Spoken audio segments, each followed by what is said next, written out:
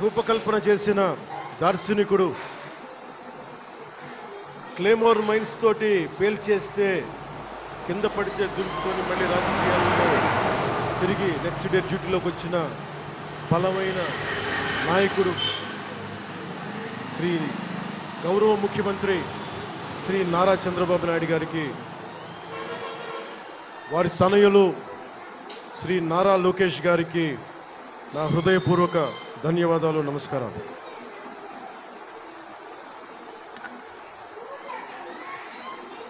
ఒకసారి నా నోటి నుంచి 11 సంవత్సరాలు నలిగాం కదా, మన ఎంపీలు మన పేరు నా నోటి గుండా చెప్పాలి మీ అందరికీ అని చెప్పడానికి.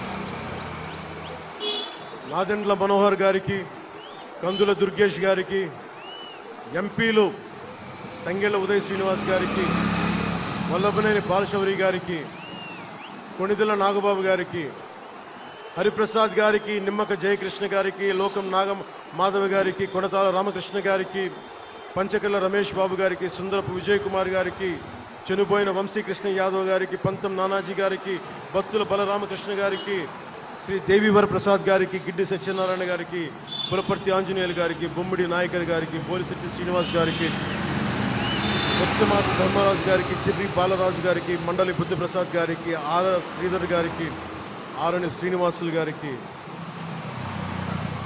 2000 పవన్ కళ్యాణ్ మర్చిపోయా, నేను మర్చిపోయినా మీరు మర్చిపోయిన ఎవరు కదా.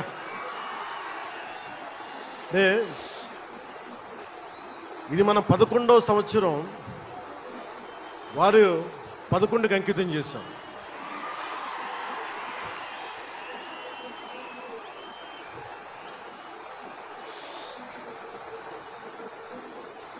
Love you two.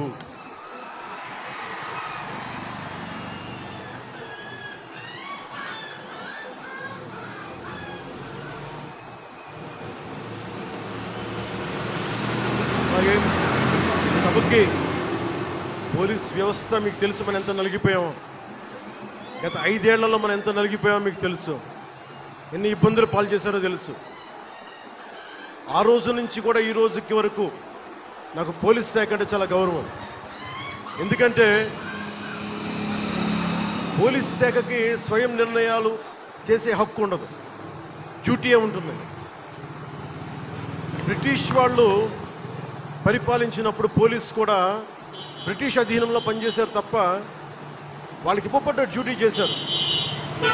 భగత్ సింగ్ని కొట్టమంటే కొట్టారు, జైల్లో పెట్టమంటే పెట్టారు, గాంధీ గారిని లాక్కెళ్ళిపోమంటే లాక్కెళ్ళిపోయారు. వాళ్ళు చేయకపోతే అది డ్యూటీకి విరుద్ధం అవుతుంది, చేయక తప్పదు. మరి అదే పోలీస్ ఆ రోజున వచ్చారు. స్వాతంత్రం వచ్చిన తర్వాత మిలిటరీ కూడా అంతే. అందుకనే నాకు పోలీస్ శాఖ మీద ఎప్పుడు వ్యక్తిగతంగా కోపం ఉండదు, ఏదో కొద్దిమంది వ్యక్తులు ఎక్కువ చేస్తే తప్ప. అలాగా ఈ రోజున చాలా గొప్పగా నిలబడ్డ, సహకరించిన పోలీస్ అధిపతి డీజీపీ గారికి, కాకినాడ జిల్లా ఎస్పీ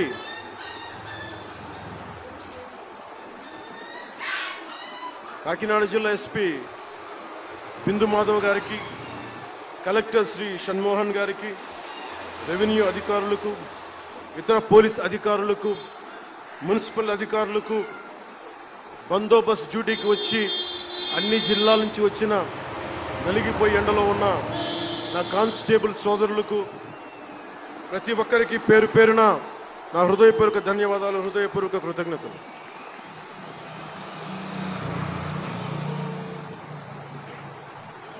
నా ఇష్టం, నా కోరిక ఎప్పుడూ సగటు మనిషిగా ఉండటమే. తన పని తను చేసుకుంటూ ఉండటం, ఎవరి జోలికి వెళ్లకుండా ఉండటం, బతికేయడం, తన కుటుంబం వరకు జీవితాన్ని కుదించడం, సగటు మధ్యతరగతి మనిషిగా బతకాలనేది నా కోరిక చిన్నప్పటి నుంచి. మా నాన్న కోరిక ఏంటంటే, నేను ఇంటర్ చదువుతున్నప్పుడు, అరే నేను డిగ్రీ చదవలేకపోయి, నువ్వు డిగ్రీ చదివి కనీసం నువ్వు ఎస్ఐగా సెలెక్ట్ అయితే నువ్వు కనీసం డిఎస్పీ కంటే కొంచెం పై ర్యాంక్లో నువ్వు రిటైర్ అవుతారు అని చెప్పాడు మా నాన్న. దురదృష్టవశాత్తు నేను డిగ్రీ చేయలేకపోయాను. కానీ నేను అంటే నాకు అంతకుమించి కోరికలు లేవు, అది చెప్పడానికి నా ఉద్దేశం. చాలా చిన్న జీవితాలు మాయి. మా అన్నయ్య గారు ఏదో పొరపాటు యాక్టర్ అయిపోయి తప్ప నాకు రావాలి నేను ఎప్పుడు అనుకోలే. అదే నెల్లూరులో, అదే ఫతేఖాన్పేటలో చిన్న ఇంట్లో ఇంకొక మామిడి మొక్కుంటే బాగుంటుంది అనుకున్న కోరిక తప్ప కోట్లు సంపాదించాలి, పేరు రావాలని ఎప్పుడు ఆశించాల. సో నన్ను ఎలా పెంచారు మా ఇంట్లో అంటే మీరు ఆశ్చర్యపోతారు. మొన్న నా friend Anand Sai TTD board సభ్యుడిగా నియమితులయ్యారు. అతను చెప్తా ఉన్నాడు నాకు ఈ మధ్యన, నన్ను ఎలా పెంచారంటే మా ఇంట్లో అతని ఆనంద్ సాయి మాటల్లో, చిన్న తంబి అని తమిళ సినిమా ఉంటుంది, మన తెలుగులో చంటి అని సినిమా తీశారు. చిన్న తంబి కదా ఆనంద్, అందులో హీరోయిన్ని ఎలా పెంచుతారు ఇంట్లో నుంచి బయటికి వెళ్లకుండా, చంటిలో హీరోయిన్ మీనాని ఎలా పెంచారు ఇంట్లో నుంచి బయటికి వెళ్లకుండా, మా ఇంట్లో నన్ను అలా పెంచారు.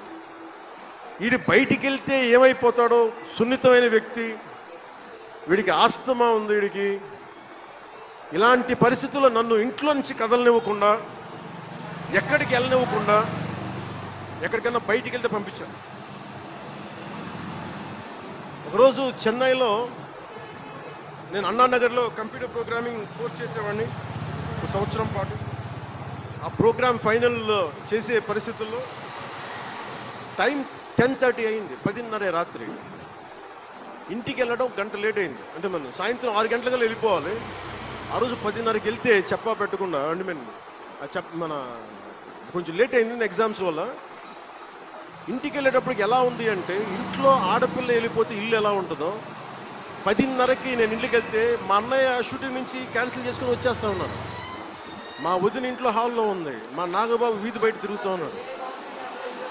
మొత్తం అందరూ ఏమైపోయాడు, ఎక్కడికి ఏమైపోయాడని. నేను ఎగ్జామ్ రాసి వస్తున్నాను, బస్సులు దొరకలేదు నాకు, 2 బస్సులు మారి రావాలని చెప్పారు.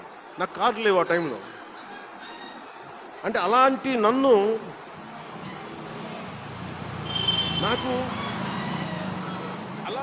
పెంచారు. నాగబాబు గారు ఇక్కడ ఉన్నారు, అడగండి, ఆ రోజు గుర్తుండి ఉంటుంది ఆయనకి. అలాంటి నన్ను పాలిటిక్స్ చేస్తానని కానీ, సినిమాల్లోకి వస్తానని కానీ ఎవరు ఊహించలే. ఎందుకంటే నేనే ఊహించలే. పోనీ 18 ఏళ్ల వయసులోనో 20 ఏళ్ల వయసులోనో 10:30కి లేటుగా వచ్చామంటే ఒక అర్థం ఉంటుంది. అక్కడమ్మాయి ఇక్కడ అబ్బాయి, గోకులంలో సీత, సుస్వాగతం, తొలి ప్రేమ చేస్తున్న సమయంలో, మేబీ తొలి ప్రేమ ముందు అటో ఇటో, సంగీత్ థియేటర్లో, హైదరాబాద్ సంగీత్ థియేటర్లో క్లింట్ ఈస్ట్వుడ్ నాకు ఇష్టమైన హీరో, అతని సినిమాకి వెళ్ళాం. బ్రిడ్జెస్ ఆఫ్ మాడిసన్ కౌంటీ అని ఒక ఇంగ్లీష్ నవల్ ఆధారంగా తీశారు. అది నాకు ఇస్తుంది ఆ నవల్. సో ఎలా తీశారని చెప్పి నేను షూటింగ్ రిలీజ్ కూడా అయిపోయినట్టుంది తొలి ప్రేమ. నేను నా ఫ్రెండ్ ఆనంద్ సాయిని, హరీష్ పాయిని, ఇంకో 2-3తోటి సెకండ్ షోకి వెళ్ళాను. సెకండ్ షోకి వెళ్ళి ఇంటికి వస్తే కింద మా నాన్న, ఇంట్లో పైన రూమ్లో పడుకోవాల్సిన మా నాన్న కింద కుర్చీ వేసుకొని, ఓ నీల్ కమల్ చైర్ వేసుకొని నా కోసం వెయిట్ చేస్తా ఉన్నాను. ఎక్కడికి రా వెళ్ళాను,